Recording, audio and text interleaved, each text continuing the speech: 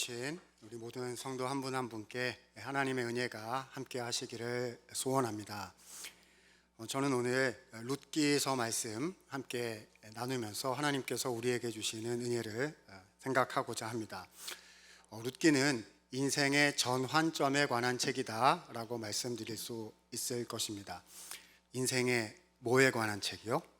전환점입니다. 전환점. 여러 가지 의미에 있어서 그렇습니다. 개인적인 측면에서 첫 번째로 그렇지요. 룻기를 읽어보면 정말 룻의 가족이 인생의 최저 지점을 지나고 있었던 것을 알게 되는데요. 룻기가 끝날 때쯤 되면 다 바뀝니다. 변화되어 하나님의 손에 붙잡혀서 주님 앞에 귀하게 복되게 사용되는 가정으로 바뀌게 되는 것을 보게 됩니다. 그러니까 전환점인 것이지요. 나라와 민족에 있어서도 마찬가지입니다. 성경 순서를 보면 룻기 바로 앞에 사사기라는 책이 있습니다. 이스라엘의 신앙이 타락해서 나라가 최저 지점을 지나고 있었던 때라고 할 수가 있겠죠. 그런데 룻기를 지나서 그 다음 책이 뭘까요? 사무엘서라는 책입니다. 사무엘에 보면 하나님께서 예비하신 다윗 왕이 나타나서 나라를 다시 회복하고 주님의 뜻대로 세워가는 것을 발견하게 됩니다. 그러니까 역사에 있어서도 전환점에 관한 책인 것입니다. 혹시 우리 성도 가운데서도 여러분들 중에서도 인생의 새로운 전환점이 필요하신 분들이 계실지 모르겠습니다. 하나님, 저의 인생 속에서도, 하나님, 우리의 인생 속에서도 다시 한번 힘을 내어 터닝 포인트, 다시 한번 전환점의 역사를 이루도록 하나님 은혜 주시기를 소원합니다. 이런 마음 가지고 계시리라 여겨집니다. 정말 많은 것이 어렵고 또 힘든 때이지만은 오늘 말씀 주목해서 하나님께 집중하시면서 주님, 저의 인생 속에도 다시 한번 전환점의 역사를 주시옵소서. 오늘 이 말씀을 함께 새길 수 있는 주일 예배 되시기를 원합니다. 자, 그래서 이 룻기 이야기인데요. 처음에 1장, 2장, 3장, 4장 넉 장으로 되어 있습니다. 1장을 펴서 읽기를 시작을 하면 세 명의 여인들이 터벅터벅 여행을 떠나는 것을 발견하게 됩니다. 나오미라는 시어머니, 그리고 룻, 오르바라는 두 명의 며느리가 모압 지방을 떠나서 유대 땅 베들레헴으로 회복을 소망하면서 귀환해가는 그런 장면을 보게 됩니다. 여자만 3명이 있고요. 남자들은 없어요. 그 남자들은 어디 갔느냐 봤더니 다 죽었습니다. 웬일입니까? 웬일입니까? 이 시어머니 나오미의 남편이 되는 엘리멜렉도 죽었고요. 그리고 그 두 아들인 말론과 기럨도 죽었고, 남자들은 다 죽고 여자들만 남은 겁니다. 고대 사회잖아요. 여러분, 요즘에 현대 사회라고 했을 때에도요, 이런 일이 어떤 가족에게 일어났다고 하면 그 집 큰일 났다라고 할 겁니다. 그런데 말이죠, 지금 여성의 사회적인 그런 입장이나 위치 같은 것은 사실상 거의 없었다고 생각이 되는 고대 사회에서 남자들이 죽고 여자들만 남았다는 것은 그냥 요즘 쉬운 말로 그 집 망했구나 이렇게 생각하게 되는 거지요. 도대체 이 사람들은 지금 왜 이런 형편에 처하게 된 것이었을까요? 알고 보면 사실은 이 룻의 어머니였던 나오미, 이 가족은요, 유대 땅 베들레헴에 살고 있었던 하나님 백성이었죠.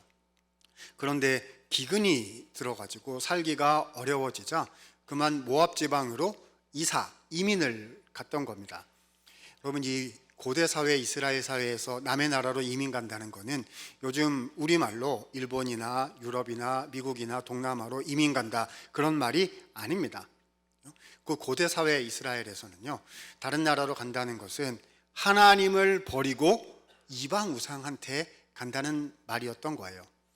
그러니까 이게 가만 보니까 살기가 어려운 거예요. 근데 가만 보니까 하나님 대신 다른 것을 의지하면 저기 혹시 살 가능성이 있다. 그래서 그리 간 거지요. 가면 안 되는 거를 선택을 한 겁니다.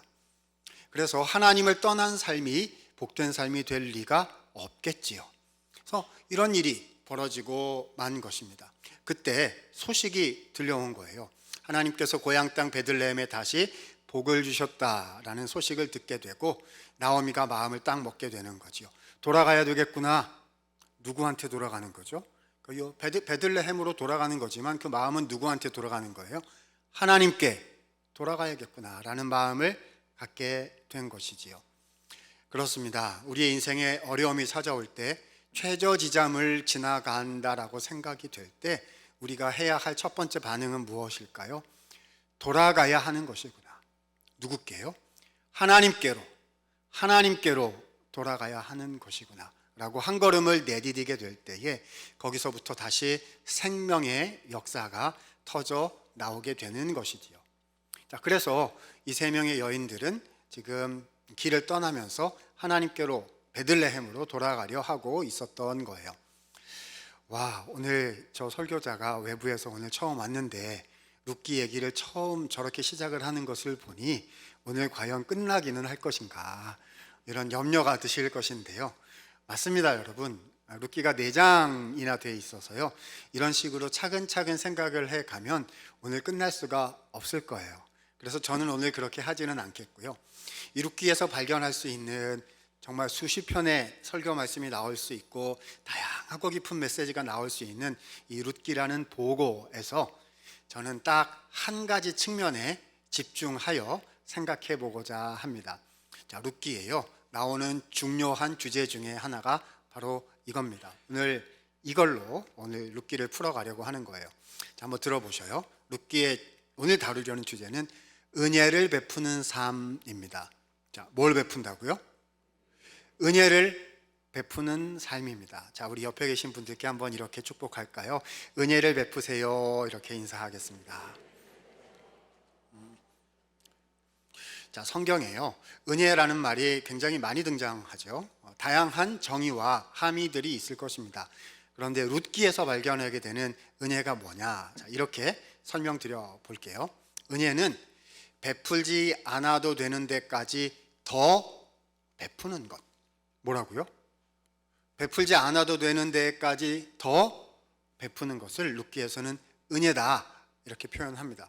여기까지 하면 충분히 한 거예요. 남들은 여기까지도 안 해요. 정말 순종하고 최선을 다하고 헌신해가지고 꽉 채웠어요. 말씀이 요구하는 데까지 다 했어요. 그러니까 의무는 100% 했단 말입니다. 그런데 그걸 넘어서서 안 해도 되는 데까지 굳이 더 하는 것을 뭐라고 부른다고요? 은혜다라고 부른다는 것입니다. 자, 룻기 1장에 다시 보면은요. 그래서 이 세 명의 여인들이 출발해서 이렇게 가게 됩니다. 자, 그런데 한번 생각해 보셔요. 지금 고향 땅 베들레헴에 가면 아무것도 없습니다. 나중에 나오겠지만 토지도 다 팔아버려서 경작할 땅도 없고 가진 것도 없고 그래서 최저 빈민층으로 전락해서 살아가야 되는 것이거든요. 여러분 한번 생각해 보십시오. 어머니의 입장에서 보았을 때 이 젊디 젊은 인생이 창창한 두 며느리를 꼭 거기까지 끌고 가서 최저 빈민층으로 살도록 해야 되겠습니까? 상식선에서 생각하자면 풀어주는 게 애기들아 가, 왜 따라와? 가서 니네 살아, 새로 시작해 이렇게 얘기하는 게 상식선에서 맞는 얘기겠지요. 그래서인지 몰라도 이 어머니 나오미가 며느리들에게 이렇게 권면을 합니다. 자, 1장 8절 말씀인데요. 우리 중요한 말씀이니까 같이 한번 힘있게 읽어주시면 좋겠습니다. 읽습니다. 시작. 나오미가 두 며느리에게 이르되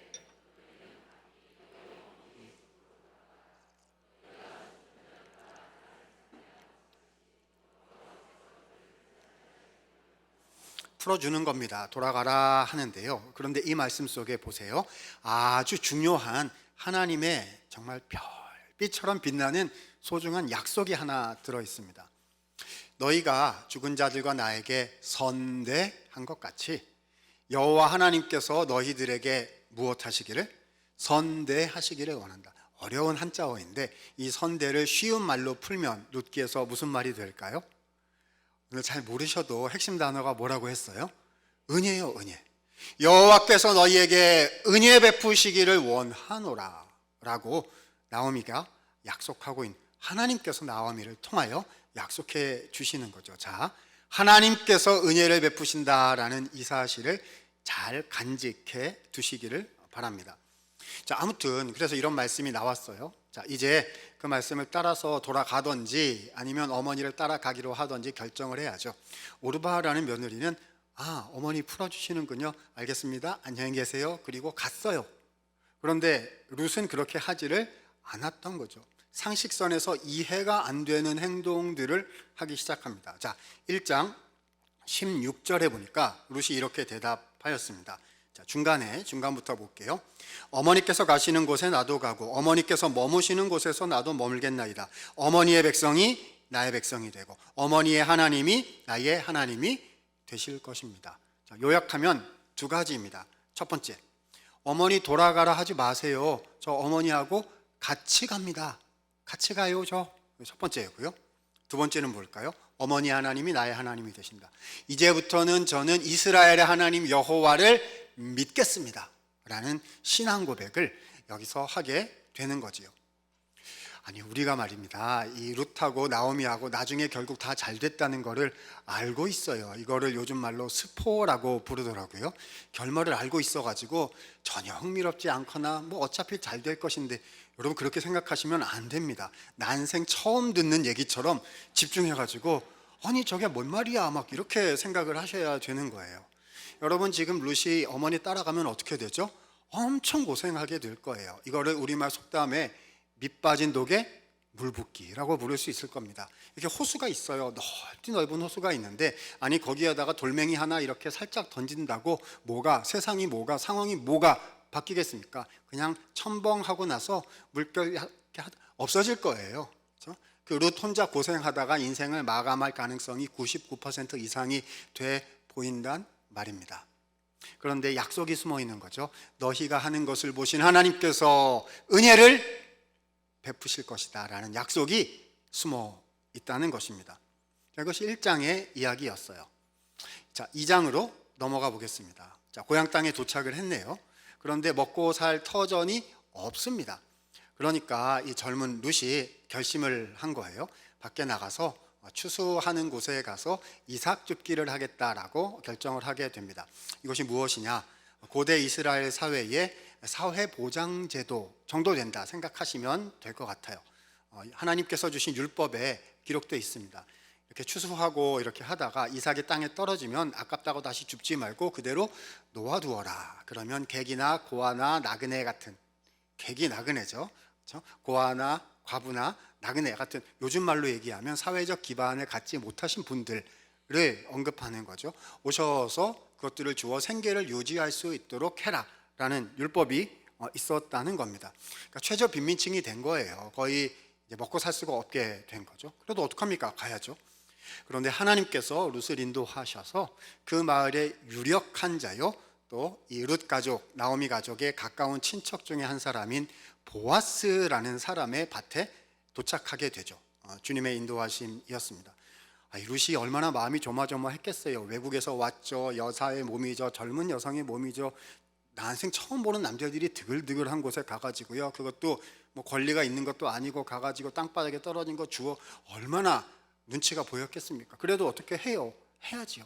그래서 콩닥콩닥 하면서 하고 있었는데, 자, 밭주인인 보아스가 느지막하게 좀 천천히 온 것 같습니다. 요즘 말로 원래 사장님은 좀 늦게 나오셔도 되시잖아요. 그렇죠? 그래서 나오셔가지고 이 사장님, 밭주인인 보아스키 보니까 웬일입니까? 어떤 젊디 젊은 여인이 새로 하나 있는 거예요. 요즘 말로 하면 젊은 알바생 하나가 왔다 갔다 하고 있는 거지요.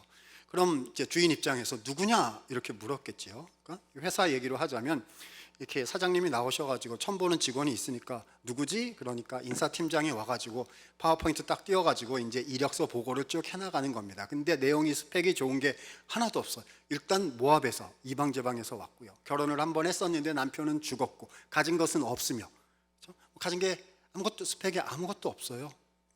쭉 듣다 지금 뭐 하는 거죠? 사장님, 이 사람 놔둘까요? 쫓아낼까요? 결정하시옵소서. 뭐 이런 거 지금 진행하고 있는 중인 거지요. 자, 그런데 보아스가 어디까지 하면 됩니까? 율법에 따라서 그냥 놔둬라. 요 정도만 해도 율법 100% 순종한 거거든요. 그런데 갑자기 조금 더 하기를 시작합니다. 뭘 하느냐? 룻을 이렇게 불렀어요. 그러더니 호의를 베풉니다. 앞으로는 다른 밭에 가지 말고 우리 밭으로 오도록 하세요. 갑자기 채용이 된 거예요, 요즘 말로. 그렇죠? 그리고 이 남자 직원들 많이 있는데 무서워하지 말고 그 사람들이 물 떠다 놨으니까 마음껏 드시고 막 호의를 베풀기를 시작을 하는 겁니다. 우리 여성분들 많이 계신데요, 룻 입장에서 한번 생각을 해보세요. 내가 젊은 여성인데 어디에 갔는데 그 동네의 권력자인 나이 많은, 보아스가 연배차가 꽤 됐던 것으로 보이거든요. 나이 많은 권력자인 어떤 남성이 갑자기 나한테 급 관심을 모이면서 급 친절 호의를 베풀기 시작한다. 여러분 좋으시겠어요? 걱정이 되시겠어요? 좋으세요? 그러시면 안 돼요. 그러시면 안 돼요. 그렇죠? 아니, 저 사람이 왜 저러는가 이렇게 생각을 하셔야죠.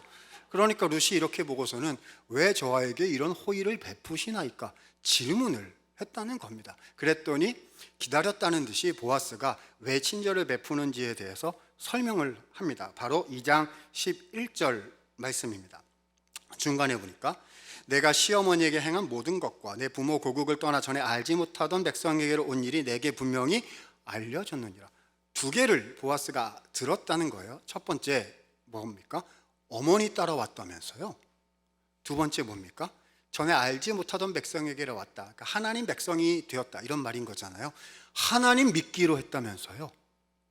그 두 번째 들었다는, 이거 뭐랑 똑같죠? 아까 1장 16절에서 룻이 어머니에게 하겠다고 고백한 그 두 개랑 지금 보아스가 얘기하고 있는 거랑 딱 겹칩니다. 똑같아요. 여러분, 지금 무슨 장면인 걸까요? 1장에서요, 이 밑빠진 독에 물 붓기, 그 넓기 넓은 호수의 돌멩이 하나 첨벙, 그래가지고 그냥 없어질 줄 알았던 그런 룻의 노력이요, 이 물결이 이렇게 저쪽으로 가더니 저쪽에서 보아스라는 사람을 만난 거예요. 그랬더니 그 보아스가 맞장구를 친 겁니다. 저도 호의를 좀 베풀게요 라고 해서 그 호의의 물결이 웬걸 더 커지고 있는 장면을 되려 우리는 목격하고 있는 거지요. 여러분, 뿐만이 아닙니다. 이 대화가 끝나자 보아스는 어떻게 했느냐? 호의를 더 베풀었습니다. 그래서 룻을 데려다가요, 그 자기 이제 추수하고 있던 그 밭에 일꾼들과 함께한 식사 자리에 참여를 시킵니다. 여러분, 이거는 뭡니까? 사장님과 함께하는 식사를 출근 첫날 같이 했더라, 뭐 이런 종류의 이야기거든요. 그러니까 다 보여준 거예요. 룻은 오늘부터 우리 식구다. 그렇죠? 봤지. 다 끝나고 나서 일꾼들이 다 얘기했을 거예요. 봤지. 룻한테 어떻게 하는 거 봐. 이렇게 되는 것이거든요. 그걸로 끝났느냐? 아닙니다. 자, 룻은 돌아간 후에 일꾼들을 다 이렇게 불러가지고 밭주인 사장님의 특별 지시사항이 하달이 됐습니다. 지금까지는 땅바닥에 떨어진 것을 줍게 가도록 놓아두는 정도 하였으나 이제부터는 조금 더 하도록 한다. 룻을 위하여 특별히 뽑아서 땅바닥에 버리도록 한다 라는 특별 지시가 내려왔습니다.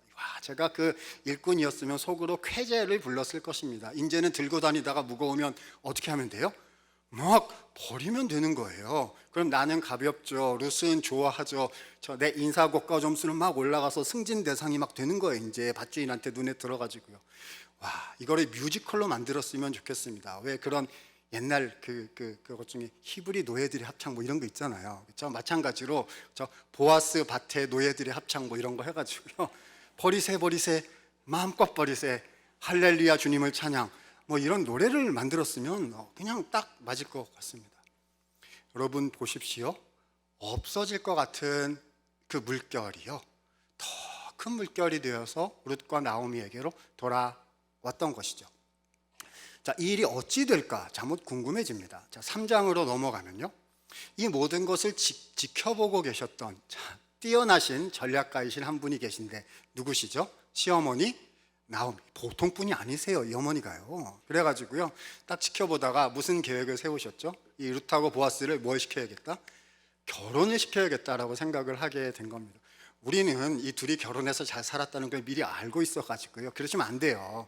그렇죠? 처음 보는 얘기처럼 이게 웬일인가 생각하셔야 됩니다. 여러분, 우리 한국말로 이 결혼은 안 될 결혼입니다.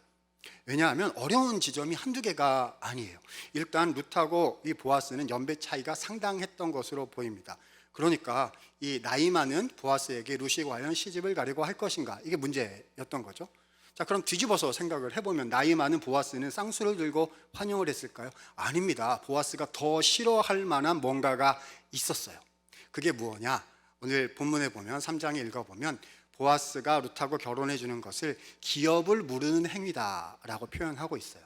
자, 성경 개념이 조금 어려운 때가 있기 때문에 그냥 핵심만 설명을 드려 보겠습니다. 자, 이런 겁니다.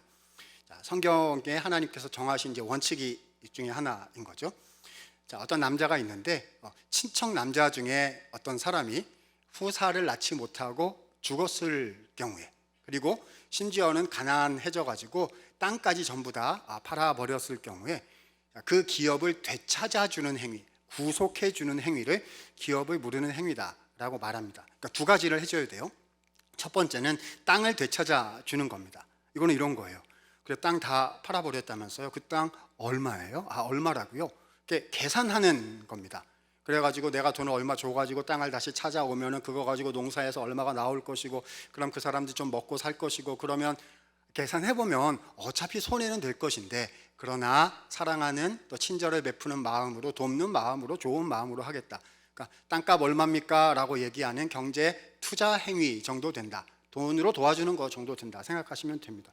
요거 정도까지는 좋은 마음 먹으면 할 수가 있겠지요. 그런데 더 어려운 지점이 하나가 있어요. 뭐냐 하면은요, 자, 친척이 아이를 낳지 못하고 죽었기 때문에 내가 그 사람과 결혼을 해가지고요 아이를 낳으면 그 아이는, 이 남자 입장에서요, 그 아이는 내 아이가 아니라 누구 아이가 되는 거죠? 죽은 그 친척 남자의 아이가 되는 거예요. 여러분, 이게 우리 한국말 개념에, 한국 문화에 없기 때문에 이게 잘 이해가 살짝 잘 안 됩니다. 우리말에는 뭐가 있죠? 아버지를 아버지라 부르지 못하고, 뭐 이런 홍길동전 뭐 이런 거는 있는데요, 아들을 아들이라 부르지 못하고 뭐 이런 건 별로 없어 가지고요. 자, 그래서 이거 쉽게 풀기 위해서 설명하면, 이렇게 하면 좀 더 이해를 하실 수 있을 것 같아요. 남자 씨바지, 그런 게 있어요. 그렇죠? 또 찾아보면 우리 고대 사회에 또 그런 부분이 또 있기는 했을 텐데요. 자, 그래서 아들이 내 아들이 아닌 거예요. 그러니까 이거 셈해 보면요, 어떻게 되는 거죠? 이 룻하고 결혼하면 시간 맞춰야죠, 결혼해야죠, 에너지 써야죠, 돈 줘야죠. 거기다가 뭡니까? 아들을 아들 부르지 못하고. 아니, 이거는요, 세상 말로요, 완전 죽은 친척 위해서 내 인생 다 허비하는 행동인 거예요. 누가 이런 거 하라 그러면 저는 못하겠습니다, 안녕히 계세요라고 빨리 도망치는 것이 지혜로운, 자, 그런 행동이 될 법한 내용이었던 거죠. 그러니까 이 나오미가 이렇게 보니까요, 보아스가 안 하려고 할 게 틀림없단 말입니다. 그래서 어떻게 하려고 하느냐. 자, 3장 4절에 보니까 나오미가 며느리에게 이런 얘기를 합니다. 그가 누울 때 너는 그가 눕는 곳을 알았다가 들어가서 그의 발치 이불을 들고 거기 누우라. 애기야, 오늘 밤에 보아스가 타작마당에서 타작을 하고 그 밖에서 잔단다. 너는 오늘 밤 그에게 다녀오도록 해라. 숨었다가 그 사람 이불을 이렇게 열고 그 사람 이불 밑으로 들어가거라. 여러분, 이것이 한국말인데 이해가 잘 안 되시죠? 되게 어려운 말이에요. 쉬운 말로 바꿔볼까요? 애기야, 오늘 밤에 모든 것을 끝내고 오거라, 이런 말입니다. 이해가 잘 안 되시면 나가시다가 옆에 계신 분한테 아까 그 말이 무슨 말이에요 물어보시면 친절하게 가르쳐 주실, 이거 물으시면 모른 척하지 마시고 꼭 설명을 해드리세요. 이게 무슨 얘기입니까? 아니, 어떻게 하셔야 돼요? 우리 입장에서 어이가 없는 그런 거 아닙니까? 아니, 혼담을 넣으시든지 아니면 어르신들끼리 만나셔서 이야기를 나누시든지 이렇게 하셔야지, 젊디 젊은 여인에게 밤에 어딜 가라는 겁니까? 저 같으면 안 간다. 그래서 어머니, 제가 돌아와가지고 제가 모압에서 여기까지 와가지고 어머니 이삭 줍기 하고 있어요, 저 뭐 이래가지고 돌아갈 거예요, 막 이럴 거예요. 그럼 어머니 깜짝 놀래가지고 생계는 유지해야 되니까 잘못했다, 그리고 없던 일로 하자, 뭐 이런 거 아니겠습니까? 근데 룻이요, 이상한 말을 합니다. 3장 5절에 보니까 어머니의 말씀대로 다 행하리이다. 아유, 룻기에 나오는 사람들은 다 이상한 사람들이에요. 계산을 할 줄 몰라요, 여기 나오는 사람들은. 그죠? 두 번째, 은혜를 베풀고 있는 겁니다. 첫 번째는 따라온 것이고, 두 번째는 여성의 몸으로서 매우 어려운 일인데 순종하겠다는 겁니다. 도대체 이 사람들의 마음에는, 이 사람들이 갖고 있었던 하나님 나라의 원리는 도대체 무언가 하는 생각이 계속 드는 거죠. 자, 보아스 입장에서 생각해 보도록 하겠습니다. 자, 타작 마당에서 타작해가지고 얼마나 기분이 좋겠어요. 그래서 신나게 쿨쿨 자고 있는데 웬일입니까? 발끝에 누가 있는 거예요. 벌떡 일어나 보니까 어떤 여성분이 딱 보니까 루시입니다. 왜 왔냐? 그랬더니 뭐라고 말하냐면, 읽지는 않겠습니다만 이렇게 얘기했어요. 당신은 우리 가족의 기업 물을 자가 되십니다. 한국말인데 너무 어려운 말이죠. 쉬운 말로 바꿔보도록 하겠습니다. 오늘부로 당신 인생 접수하러 왔나이다. 뭐 이런 말인 거죠. 당신 재산 제 거고요. 우리가 결혼해서 아기 낳으면 죽은 제 전 남편의 것이고요. 다 내놓으세요. 다 내놓으세요. 오케이. 뭐 이런 거 하고 있는 거잖아요. 그러면 저 같으면 이 사람이 이러니까 잘해주면 안 된다니까, 좀 잘해주니까 다 달라고 넘기는 건 뭐 이래가. 여러분, 이때 보아스의 올바른 행동이 뭐 절대 도란도란 대화를 나누거나 뭐 춥다고 뭘 덮어주거나 뭐 이렇게 해서 터치라도 절대 안 됩니다. 어떻게 해야 되죠? 소리부터 걔 누구 없어 이래가지고 사람들이 와가지고요, 아무 일이 우리 사이에 없었다는 것을 만천하게 알게 해야지. 지금 도란도란 얘기 나누다가 주인님 무슨 일이세요? 딱 걸리게 되면 소문이 다 나가지고 끝나는 것이거든요. 그렇죠?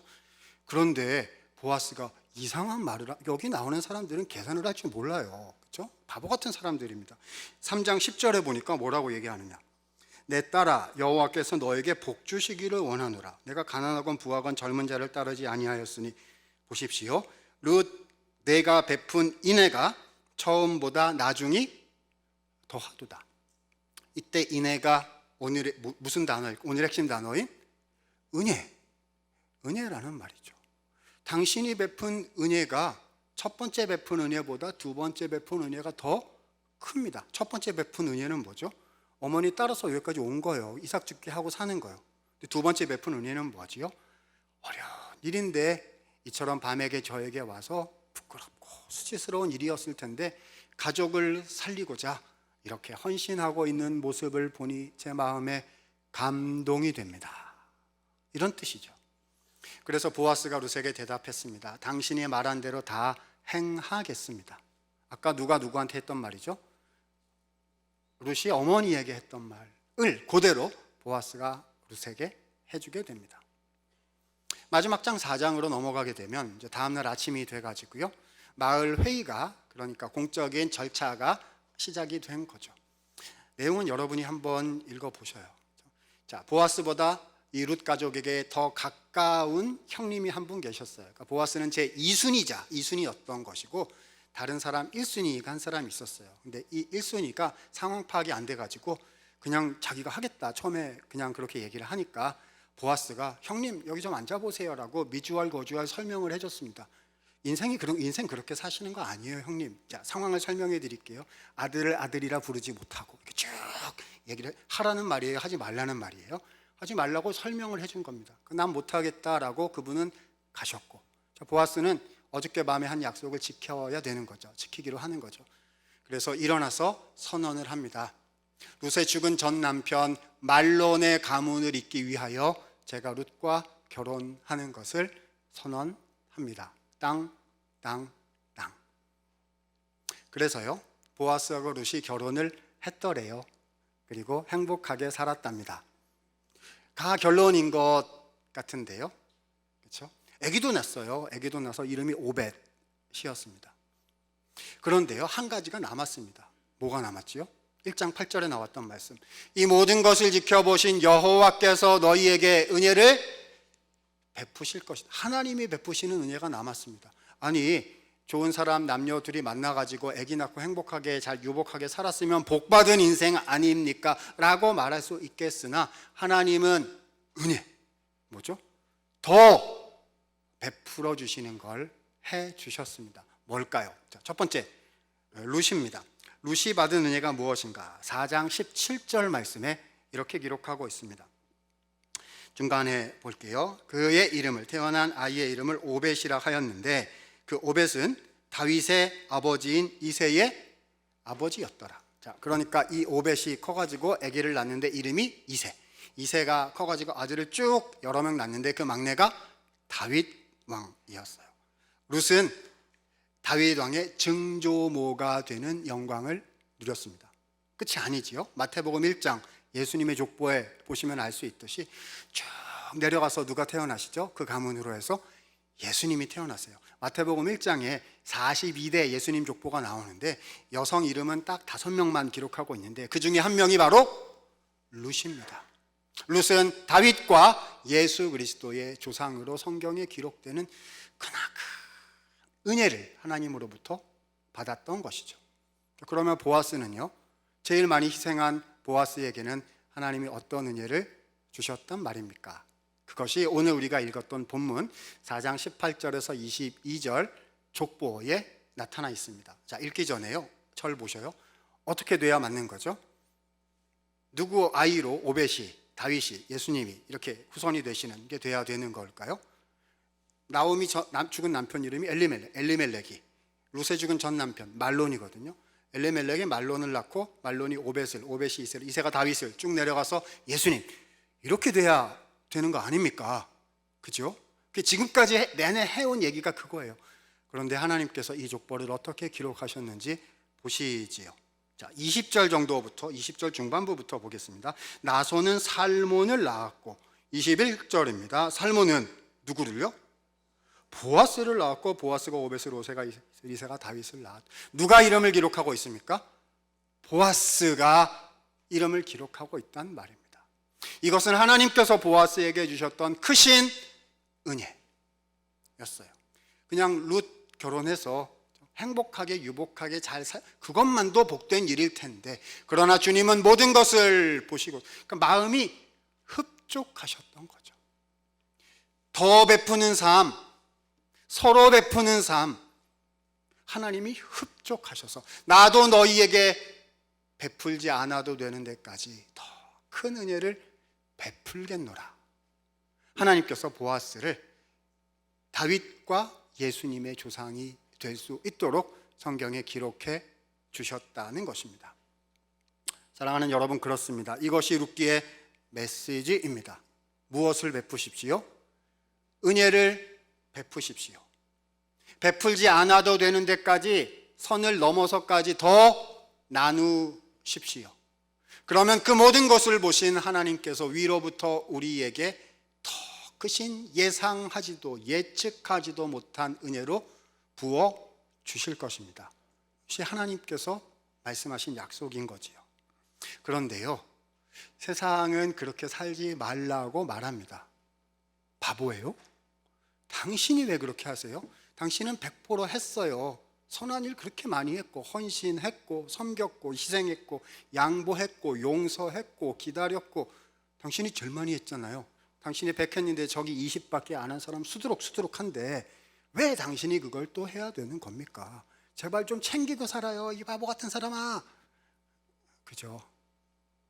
근데 성경을 읽어보면요, 하나님 나라의 원리는 은혜를 베푸는 것입니다. 거기서 더 큰 은혜가 위로부터 부어지는 거거든요. 예수님께서 우리에게 그런 은혜를 베푸셨지요. 예수님의 은혜는 당연한 게 아니잖아요. 예수님이 당연히 나를 위해 십자가에 죽으셔야 되는 그런 분이 아니시잖아요.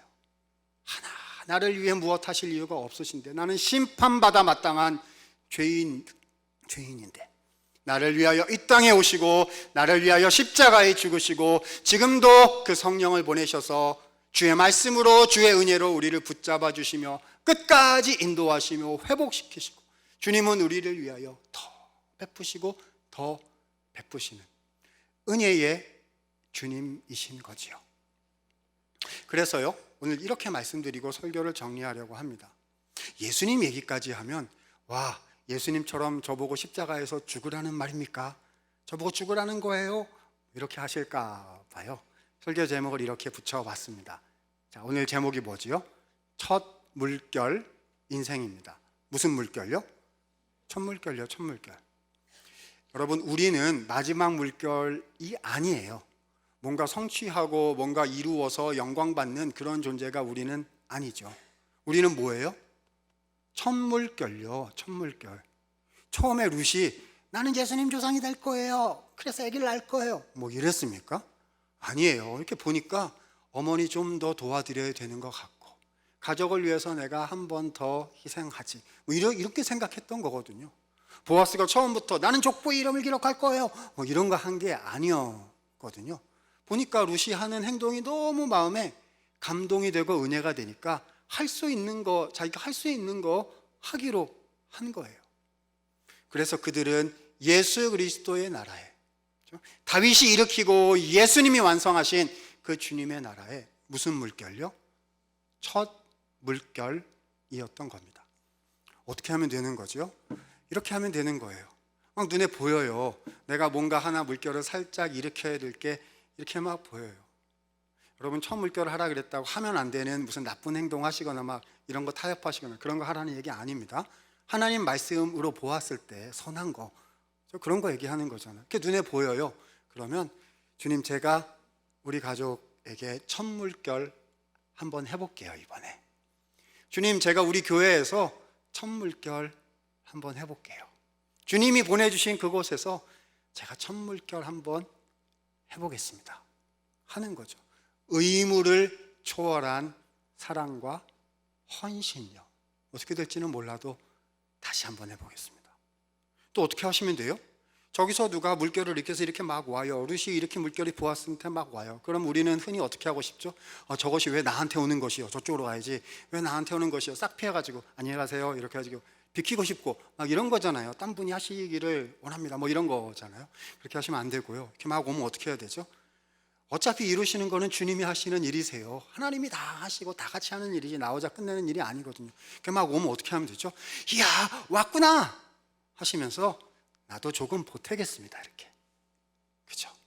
그러면 그 물결이 다른 분에게로 가고 더 큰 물결이 되고 위에서 보신 하나님께서 흡족하셔서 더 큰 은혜로 베풀어 주셔서 사사기의 역사가 사무엘서 다윗의 역사가 되고 우리 구주 예수 그리스도의 역사가 되는 것입니다.